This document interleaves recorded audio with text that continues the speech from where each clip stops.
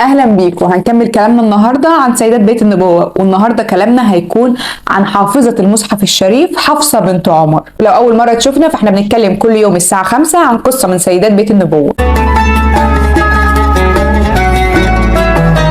قصتنا النهارده عن بطله الشهيد ابن حذافه اللي استشهد بعد احد عشان يترك ارملته حفصه بنت عمر، اللي هي بطله قصتنا النهارده. هي حفصه بنت عمر بن الخطاب اللي فضلت عامله 6 شهور حداد على جوزها. سيدنا عمر اتألم على حزن بنته اللي كان عمرها 18 سنه، فقرر انه يدور لها على عريس.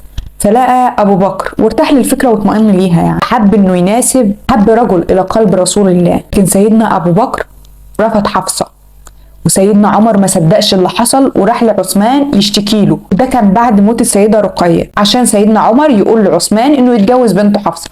لكن عثمان قال له اديني يومين عشان يرجع يرد عليه ويقول له ان هو مش محتاج يتجوز دلوقتي. سيدنا عمر يشتد غضب ويروح يحكي للرسول اللي حصل من صحابه، عشان سيدنا محمد يقول له يتزوج حفصه من هو خير من عثمان، يتزوج عثمان من هي خيرا من حفصه. عشان يفهم عمر بن الخطاب ان النبي هيتجوز بنته حفصه ويفرح جدا، يروح يبشر بنته عشان يقابله ابو بكر ويقول له انه رفض، لان الرسول صلى الله عليه وسلم كان بيكلمه عن حفصه وان هو ما ينفعش يقول له عشان ما ينفعش يفشي سر الرسول. وتبارك المدينه كلها لعمر بن الخطاب وسيدنا محمد، وترجع تبارك تاني لعثمان بن عفان وام كلثوم. والكلام ده كان في جمادى الاخر سنه 3 هجريا. ويتهيأ بيت النبي لاستقبال حفصه اللي اتجوزها النبي في شهر شعبان سنه 3 هجريا، وتتصاحب حفصه وعائشه عشان يكونوا اقرب ضراير لبعض. يحصل هجر النبي لنسائه اللي اتكلمنا عنه في فيديو السيده عائشه، لو ما شفتوش هتلاقي اللينك بتاعه في صندوق الوصف. ومن وقت الهجر ده والسيده حفصه وعت الدرس كويس جدا،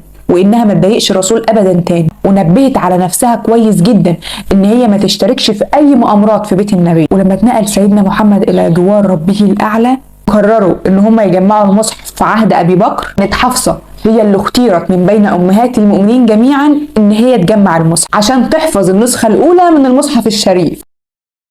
اواخر جمادى الاخر من سنه 13 هجريا يتوفى ابو بكر، ويتولى بعده عمر بن الخطاب عشان تشهد حفصه امجاد ابيها والفتوحات العظيمه ومآسر وفتوحات الشام والعراق ومصر في عهده، لحد ما سمعت المصرع الفاجع لامير المؤمنين بعد صلاه الفجر على يد ابي لؤلؤه المجوسي، وترك امر الخلافه ل6 من امراء الشورى اللي مسك بعد عثمان بن عفان.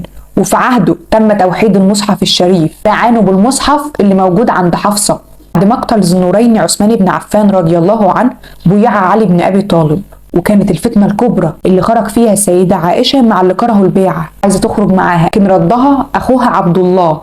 وعاشت في المدينه عاكفه على العباده قوامه صوامه لحد ما توفيت في عهد معاويه بن ابي سفيان مؤسس الدوله الامويه. دفنت في البقيع مع امهات المؤمنين. وبكده تكون خلصت قصتنا مع حفصه. استنونا بكره عشان نشوف قصه جديده من قصص نساء بيت النبي.